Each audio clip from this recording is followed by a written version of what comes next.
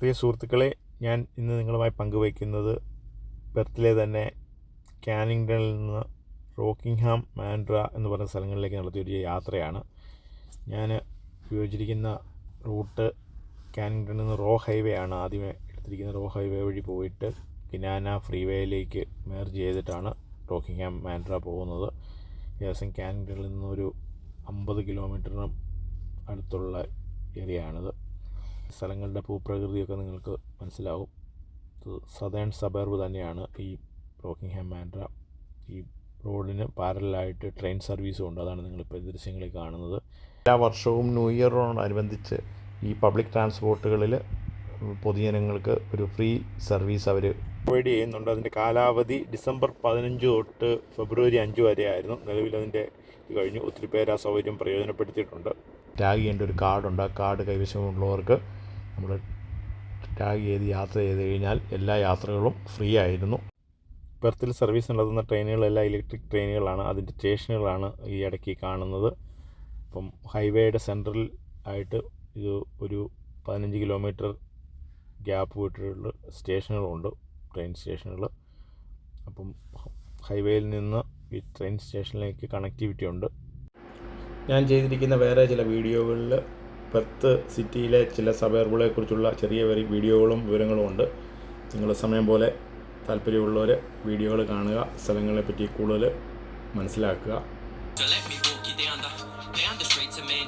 From the beach in Silver Sands to the old verandas out in Koodanup, before subdivisions for building up, all the way to Wannanup, right before what we call the cut.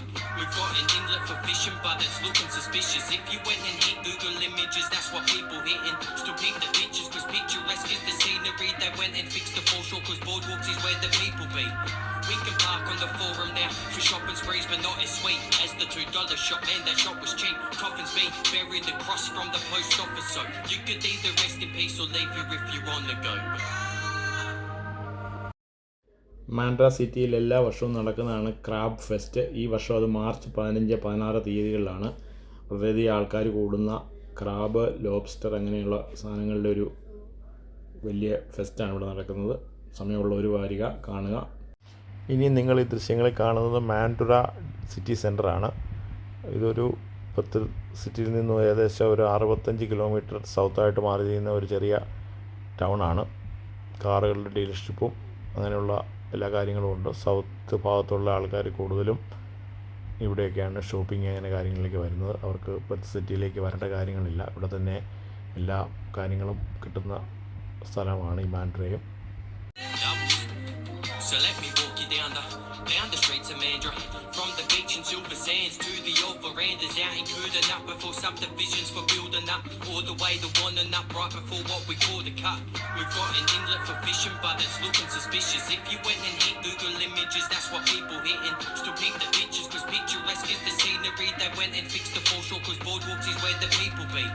We can park on the forum now for shopping sprees, but not as sweet as the $2 shop. Man, that shop was cheap. Coffins be buried the cross from the post office, so you could either rest in peace or leave here if you're on the go. So let me walk you down the streets of Mandurah, from the beach in Silver Sands to the old verandas out in Koodanup, before subdivisions for building up, all the way to Wannanup, right before what we call the cut.